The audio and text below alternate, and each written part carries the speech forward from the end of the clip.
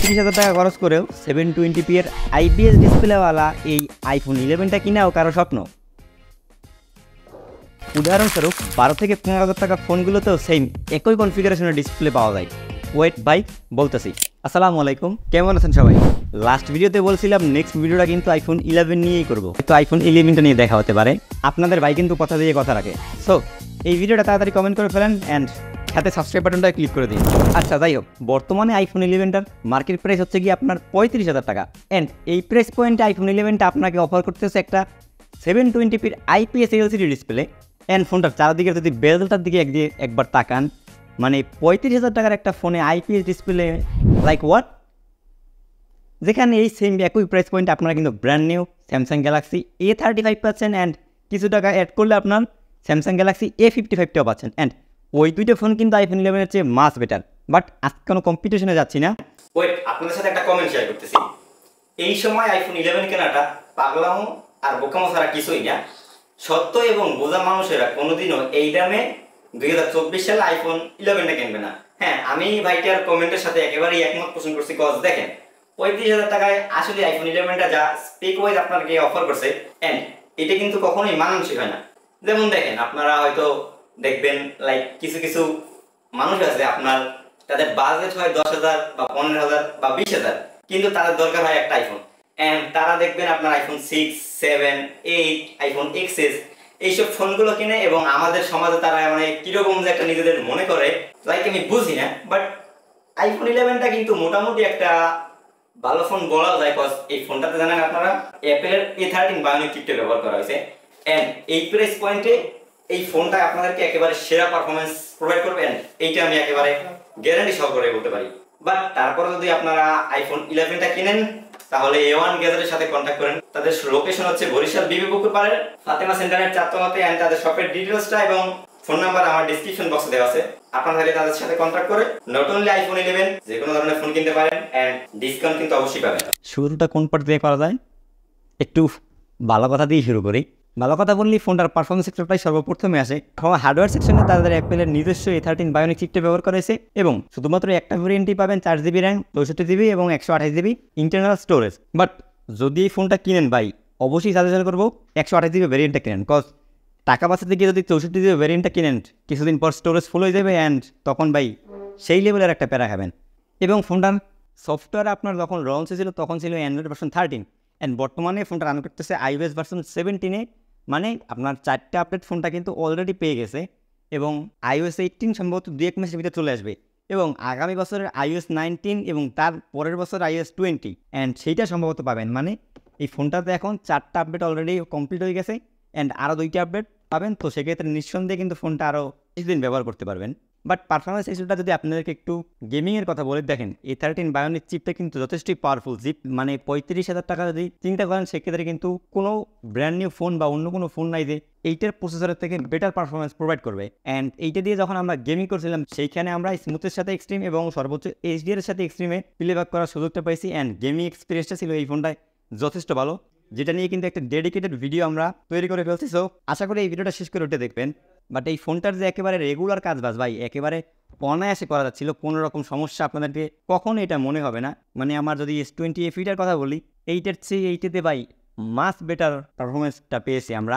যেমন আপনাদেরকে যদি একটু লাইভ ডেমোটাই দেখাই, দেখেন ক্যামেরা অ্যাপ্লিকেশনটা যদি আমরা দুইটা ফোনই সেম টাইম ওপেন করি, এখানে আইফোন 11টা কিন্তু একেবারে নিঃসন্দেহেই দেখা যাচ্ছে এগিয়ে যাচ্ছে অ্যান্ড সেখানে স্যামসাংটা হচ্ছে কি আপনার দেখেন কিছুটা ল্যাগিনেস নিয়ে ওপেন হয় অ্যান্ড মাঝে মাঝে বাফারিংও করে। বাট আইফোনটায় কোনো রকম সমস্যা হইতেছে না এখানে ক্যামেরা ওপেনিংয়ে অ্যান্ড নট অনলি ক্যামেরা, আপনার রেগুলার যে কাজবাজ করেন অ্যাপ ওপেনিং বলেন, ক্লোজিং বলেন অ্যান্ড সব কিছুই কিন্তু এই ফোনটাতে ভালো পাবেন। বাট এইটার যে 60Hz যে ডিসপ্লেটা সেইটা আপনাকে একটু স্লো মনে করতে পারে, কিন্তু চাইলেই কিন্তু এইটা যদি এখনও 120Hz দেয় সেক্ষেত্রে আমার মনে হয় এইটার প্রসেসরটা ইজিলি পুশ করতে পারবে। সো তাহলে হার্ডওয়্যার সেকশন নিয়ে আর তেমন কিছু বলার নেই অ্যান্ড আরও বেটার এক্সপিরিয়েন্স নেওয়ার জন্য আপনারা কিন্তু আমাদের গেমিং টেস্টিংয়ের ভিডিও দেখতে পারেন।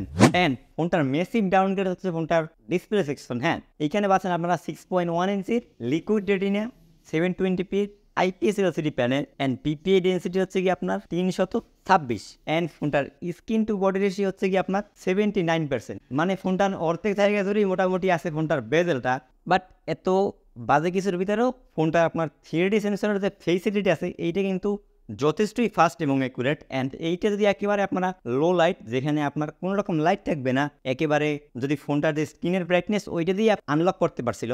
এবং যদি আমরা ফোনটার একটু যদি কন্টেন্ট ওয়াচিং এক্সপিরিয়েন্সের কথা বলি, দেখেন একটা আইপিএস ডিসপ্লে 720p, কাগজ কলমে যথেষ্টই কম।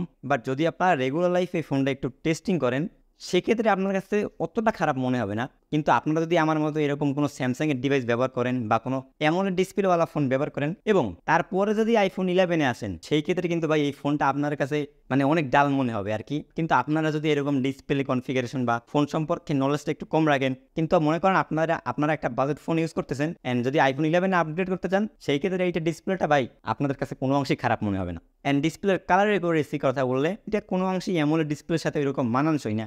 তো সেটা যদি আপনারা সাইড বাই সাইড দেখেন, সেক্ষেত্রে বুঝতে পারবেন। বাট এছাড়া বোঝার কোনো আসলে অপশন নেই। অ্যান্ড এই ফোনটার ক্যামেরা সেকশনে থাকছে আপনার ডুয়েল ক্যামেরা সেটআপ, থাকছে 12 মেগাপিক্সেলের মেইন সেন্সর এবং থাকছে 12 মেগাপিক্সেল আলট্রা ওয়াইড। এবং দুইটা ক্যামেরা দিয়ে আপনারা 4K-তে 60 fps ভিডিও করতে পারবেন এবং ভিডিও চলাকালীন সময় আপনারা লেন্স শিফটিং করতে পারবেন। বাট আপনাদেরকে একটু বলে রাখি, এই আইফোন 11টার ক্যামেরা নিয়ে আমরা খুব শীঘ্রই একটা ভিডিও আনতে যাচ্ছি, সো চ্যানেলটি সাবস্ক্রাইব করে রাখুন। তবে আজকের ভিডিওটায় ক্যামেরা সম্পর্কে ছোট্ট করে একটু বলে নেই। অ্যান্ড যদি ফোনটার যদি পিকচার্স কোয়ালিটির কথা বলি, যেমন ফোনটার মেইন ক্যামেরার যে 12 মেগাপিক্সেলের সেন্সরটা, এইটা মোটামুটি ঠিকঠাক আছে। এখন যদি আপনার 35,000 টাকা চিন্তা করেন, ওই রকম আমার কাছে পিকচার্সগুলো ভালো মনে হয় না। মেইন ক্যামেরার যে ফটোগুলো, এগুলো কিন্তু যথেষ্টই ভালো আছে, বিশেষ করে যদি আপনি ডাইনামিক রেঞ্জ ম্যানেজমেন্টগুলো দেখেন। তবে শ্যাডো এরিয়া হ্যান্ডেলিংয়ের অবস্থা খুবই খারাপ আইফোন 11টায়। এবং যদি লো লাইট পিকচার্স কোয়ালিটির কথা বলেন, এখানে আপনার যদি একটু আলো থাকে নাইট মোডে, পিকচার্সগুলো তুলতে কোনো টাইম নেয় না। বাট যদি একটু অন্ধকার হয়, সেক্ষেত্রে মোটামুটি আপনার 2 থেকে 3 সেকেন্ডের মতো সময় নিয়ে ছবিগুলো তুলে অ্যান্ড বেটার আউটপুট পাওয়া যায় ছবিগুলোতে। এবং 12 মেগাপিক্সেলের যে আলট্রা ওয়াইড সেন্সরটা আছে, এইটা একেবারেই অ্যাভারেজ। বাট এটা যদি আপনারা ডে লাইটে মেইন সেন্সরের সাথে কম্পেয়ার করেন, সেক্ষেত্রে ওই রকম কোনো ডিফারেন্স পাবেন না। বাট আপনারা যদি একেবারে ডে লাইট কন্ডিশনে এই ফোনটা দিয়ে ভিডিও করেন, দুইটা সেন্সরই যথেষ্ট ভালো রকম ভিডিও কোয়ালিটি আপনাদেরকে ডেলিভারি করতে পারবে। তবে আরও বিস্তারিত শেয়ার করবো আমার পরবর্তী ভিডিওটায়, সো সাবস্ক্রাইব করে রাখেন। অ্যান্ড ক্যামেরার সবচেয়ে বাজে জিনিসটা হচ্ছে গিয়ে ফোনটার পোর্ট্রেট মোড। অ্যান্ড যদি আপনার আইফোন এক্সেসের সাথে কম্পেয়ার করেন, আইফোন 11টার কোনো অংশেই কিন্তু আপনার আইফোন এক্সেসকে বিট করতে পারবে না, যেহেতু ওইটাতে আপনার টেলিফোটো লেন্স আছে অ্যান্ড 2x ফোকাল লেন্থে কিন্তু পোর্ট্রেট ছবিগুলো দেখতে অনেক ইন্টারেস্টিং লাগে। তবে আপনারা ভাবতে পারেন আইফোন এক্সেস তো এইটার থেকে 1 বছর আগের ফোন, ওইটাতে কীভাবে ভালো কোয়ালিটির ফটো পাওয়া যাবে। অ্যান্ড আপনাদেরকে কিন্তু বলছি, ওই ফোনটাতে কিন্তু একটা ডেডিকেটেড টেলিফোটো লেন্স পাচ্ছেন, আইফোন 11-এ পাচ্ছেন না। অ্যান্ড আইফোন 11-এর পোর্ট্রেট ছবিগুলো অবস্থা খুবই বাজে। এতক্ষণ আপনাদের ফোনটার পারফরমেন্স বললাম, ডিসপ্লে বললাম, ক্যামেরা বললাম, অ্যান্ড এই সব কিছু চালাতে কী লাগবে? হ্যাঁ, অবশ্যই ব্যাটারি। ফোনটাতে থাকছে আপনার 3100 mAh একটি ব্যাটারি। দেখেন, আইফোনের ব্যাটারি নির্ভর করে আপনার তার ব্যাটারি হেলথের উপর। অ্যান্ড আমার এই ডিভাইসটায় ব্যাটারি হেলথ আছে আপনার 90%। সো সেক্ষেত্রে কিন্তু আমার মনে হয় এই ফোনটার ব্যাটারিটা বুস্ট করা আছে। এইটা যে ব্যাটারি এক্সপিরিয়েন্সটা আপনাদেরকে যদি বলি, আমি যে গেমিং টেস্টিংয়ের ভিডিওটা করছিলাম, ওইখানে প্রায় পাবজি 40 মিনিটের মতো আমি খেলছি। তো 40 মিনিটে এই ফোনটার ব্যাটারি ড্রেন হয়েছিল আপনার 28 কি 29%-এর মতো। এবং সত্যি কথা বলতে আমার এই আইফোন 11টায় ব্যাটারিটা আমি একটু আশা অনুরূপ থেকে ভালোই পেয়েছি। আপনারা আবার মনে করেন যে সব আইফোনের ব্যাটারি ব্যাকআপটাই এক হবে, কারণ আপনারা একটা ফোন কিনলেন, ওইটার ব্যাটারি হেলথ আছে আপনার মনে করেন 75% বা 80%। তো ওই ফোনগুলোর ব্যাটারি ব্যাকআপটা কখনোই এইটার মতো হবে না। সো ওইটা অবশ্যই আপনার ব্যাটারি হেলথের উপর ডিপেন্ড করবে। অ্যান্ড এর সাথে আমার মনে হয় আইফোন 11টা নিয়ে আপনাদেরকে মোটামুটি একটা ধারণা দিতে পারছি। অ্যান্ড আমি কিন্তু বলছি এটা নিয়ে কিন্তু ফোনটার আমার ক্যামেরা টেস্টিং একটা ভিডিও করবো, সেইখানেও কিন্তু এটি সম্পর্কে আরও বিস্তারিত জানাতে পারবো। বাট আইফোন 11টা যদি ওভারঅল দেখেন, বর্তমানে যে 128 GB ভেরিয়েন্টটা 35,000 টাকায় কোনোভাবেই উর্দিক না আমার কাছে। বাট তারপর যদি আপনারা আইফোন 11টা কিনতে চান, সেক্ষেত্রে ভাই আপনাদেরকে কেউ আটকাতে পারবে না। সো তাহলে আজকের মতো আমরা ভিডিওটা এই পর্যন্ত শেষ করতেছি। অ্যান্ড এবং খুব শীঘ্রই আবার আপনাদের সাথে একটা নতুন ভিডিওর মধ্যে দিয়ে দেখা হয়ে যাবে। সেই পর্যন্ত ভালো থাকবেন, সুস্থ থাকবেন। আসসালামু আলাইকুম।